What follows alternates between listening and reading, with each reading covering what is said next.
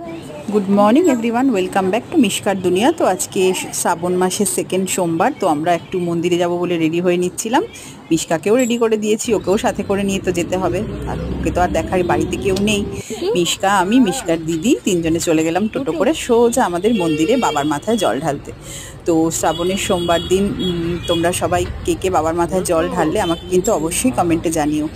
আর মিষ্কা দেখো বসে পড়েছে টোটোতে।